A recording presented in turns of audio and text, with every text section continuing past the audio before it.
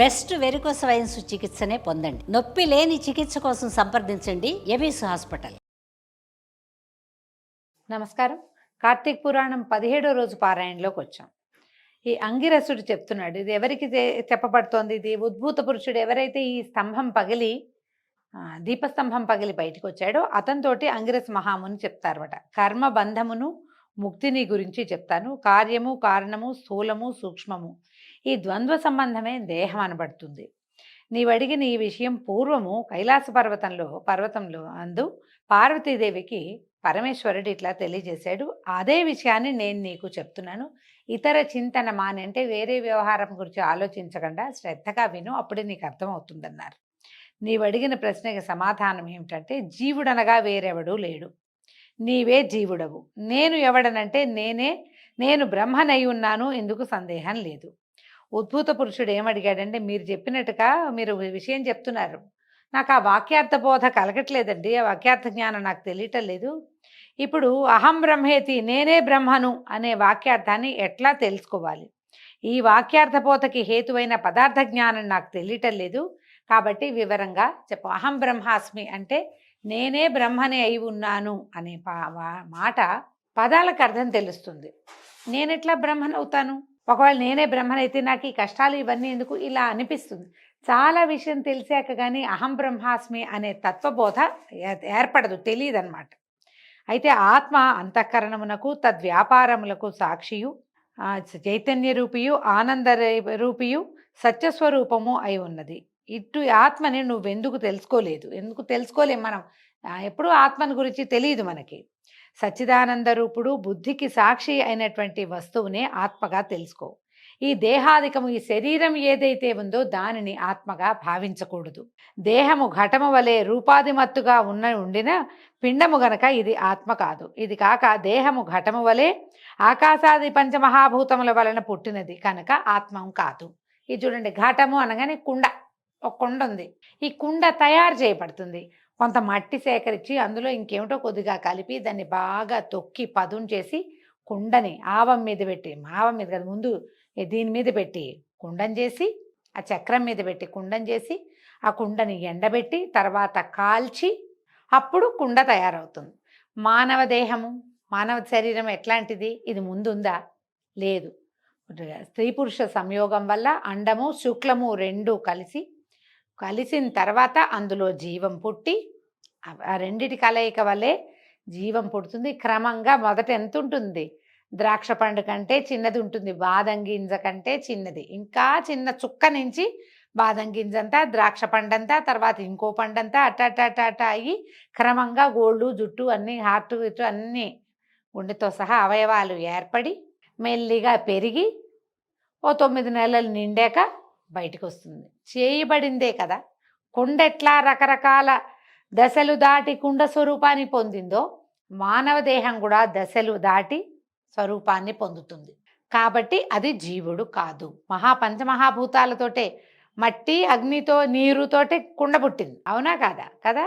మనము అన్నిటితోటి పృథివ్య తేజో వాయురాకాశాలతోటి మానవ దేహం నిర్మించబడింది. ఇలా ఉండగానే ఈ ఇంద్రియాలు, ఇంకా ఇందులో ఉన్నాయి పంచ జ్ఞానేంద్రియాలు, పంచ కర్మేంద్రియాలు ఉన్నాయి. ఇంద్రియాలు కూడా ఆత్మ కాదు. అలాగే మనసును, బుద్ధిని, ప్రాణములను కూడా, ఇందులో ప్రాణం ఉంది, అదే ఆత్మ అని అనుకోవటానికి వీల్లేదు. ఆత్మని నిలిపి ఉంచేది ప్రాణం, ప్రాణమే ఆత్మ కాదు. దేహేంద్రియాలన్నీ ఎవని సన్నిధి చేత ప్రకాశించునో వాడే ఆత్మగా ఎరుగుము. అంటే ఈ దేహము, ఆ ఇంద్రియాలు ఇవన్నీ నడుస్తూ తిరుగుతూ, తింటూ, కదులుతూ, రకరకాల పనులు చేస్తూ, అనేక రకాల వ్యాపారాలని నిర్వహిస్తూ ఉన్న, వ్యాపారం అంటే బిజినెస్ కాదు, సాధారణ మన క్రియా విశేషాలు ఇవన్నీ నిర్వహిస్తున్నాయంటే ఈ లోపల ఉన్నవాడు అతడొకడు ఉన్నాడు కాబట్టి అతని సాన్నిధ్యం వల్లే ఇవన్నీ ప్రకాశిస్తాయి, ఇవన్నీ వెలిగి పనిచేస్తూ ఉంటాయి. అతనిని ఆత్మగా తెలుసుకోవాలి. అంటే అతడే నీవు. ఈ నేను అనేది ఏమిటి? ఇది కాదు, ఆ లోపల ఉన్న అతడే నీవు అని భావం. అయస్కాంతమణి ఇనుము వలె తాను వికారి కాక బుద్ధ్యాదులను అయస్కాంతం ఏం చేస్తుంది? అది అట్టగే నుంచుంటుంది. ఆ ఇనుప రజం ఉంటే రజన్ని కదిలేలాగా చేస్తుంది, అది అక్కడే ఉండి. అలాగే తాను కదలక బుద్ధ్యాదుల్ని చెలింపచేయువాడే నేనని తెలుసుకొనము. ఎవని యొక్క సాన్నిధ్య మాత్రము చేత జడములైన దేహేంద్రియ మనఃప్రాణములు జన్మలేని ఆత్మవలే ప్రకాశించునో వాడే నేనని తెలుసుకో. నేనంటే నేనని చెప్పటం లేదు, అసలు మనం అనేది ఎవరు, వ్యక్తి వాడనమాట. ఎవడు వికారిగాక సాక్షియే స్వప్నమును జాగరమును నిద్రనున్న వాటి యొక్క ఆద్యంతమును తెలుసుకొంచున్నాడు వాడే నేనని తెలుసుకోవాలి. ఘటము ప్రకాశింపచేయు దీపం ఎట్లు ఘటము కంటే భిన్నమో అలాగే దేహాదుల్ని ప్రకాశింపచేయు బోధరూపుడైన ఆత్మ నేనని తెలుసుకో. ఒక ఘటం ఉంది, దాంట్లో ఒక దీపం పెట్టాం, క్షణంలో మనకేమవుతుంది, ఘటము దీపంగా కనపడుతుంది, కానీ కాదు, ఘటం వేరు దీపం వేరు.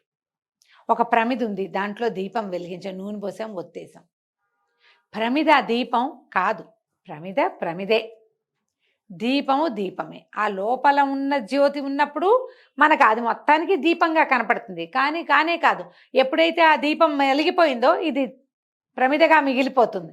దేహం కూడా అంతే. నిత్యము ఎన్నిసార్లు చూసినా పరమ ప్రేమకు స్థానమైనదే నేనని తెలుసుకొనుము.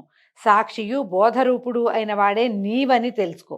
సాక్షిత్వము జ్ఞానరూపత్వము అవికారి అగుటచే ఆత్మకి మాత్రమే కలవు. ఎందుకంటే ఆత్మసాక్షి అని చదువుతుంటాం అని చెప్తాం మనం. ఆత్మసాక్షి ఏమిటో, ఆత్మసాక్షి అంటే పదాలు బాగున్నాయని వాడేసుకుంటూ ఉంటాం.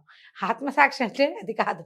మనం చేసే అన్ని క్రియలకి మొత్తం ప్రపంచంతో పాటుగా ఇది 4 దిక్కులు, 8 దిక్కులు, భూమి ఆకాశాలు, వాటన్నిటితో పాటు ఆత్మే సాక్షిభూతంగా ఉంటుంది. ఈ దేహంతో మనం చేసేటువంటి సమస్తమైన వ్యవహారాలని అది చూస్తూ ఉంటుంది. ఆత్మ వల్లే చేస్తున్నామని మనం అనుకోవడానికి వీల్లేదు. అది చూస్తుంది, చేస్తుంటాం, దానివల్ల కూడా చేస్తాం. అదే ఆత్మ ప్రబోధం కలిగింది నాకంటాం. ఆత్మ ప్రబోధం ఎప్పుడు కలుగుతుందండి? మంచి విషయాల్లో ఆత్మ ప్రబోధం కలుగుతుంది. ఇది చేయరాని పని, ప్రపంచమంతా ఆ పని చేస్తున్నా ఒకడు బలవంతంగా అణుచుకుని నేను ఇది చెయ్యను అని పట్టుకున్నాడంటే వాడికి ఆత్మ ప్రబోధం కలిగినట్టు. చేయకూడనిది ఏదైతే మనకి బోధ లోపల కలుగుతుందో దాన్ని ఆత్మ ప్రబోధంగా తెలుసుకోవాలి. దేహేంద్రియ మనఃప్రాణాహంకారాల కంటే వేరైన వాడు, దేహము, ఇంద్రియము, మనసు, ప్రాణము, అహంకారము వీటన్నిటికంటే వేరైన వాడు. తర్వాత 6 జనిత్వ, అస్తిత్వ, వృద్ధిగతత్వ, పరిణామత్వ, క్షీణత్వ, నాశంగత్వాలు అంటే 6 వికారాలు లేనివాడు అయినటువంటి ఈ త్వం పదార్థము అనగా అతడే ఆత్మ. ఈ త్వం పదార్థము ఇట్లా తెలుసుకుని ఆ కారణం వలన వ్యాపించే స్వభావం చేత సాక్షాత్ విధిముఖంగాను తత్శబ్దార్థమును తెలుసుకొనవలెను. తత్శబ్దమునకు బ్రహ్మ అనర్థం, ఆత్మశబ్దమునకు బ్రహ్మణ్యము, ప్రపంచము అని అర్థం. వ్యావృత్తి అంటే ఇది కాదని నిరసించటం, ఇది అది కాదండి అని చెప్పటం. అంటే బ్రహ్మ కాదు, ఇది బ్రహ్మ కాదని దేహేంద్రియాదులను నిరసించగా మిగిలినది బ్రహ్మ.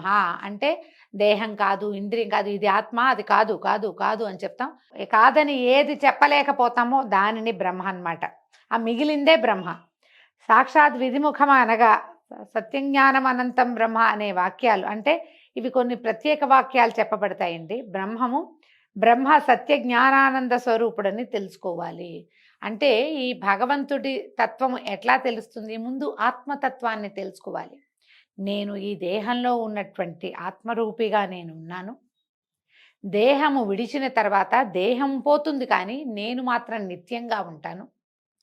నేను భగవంతుడనే మహాసముద్రంలోని ఒక నీటి బొట్టుని, అంటే నేనే బ్రహ్మను.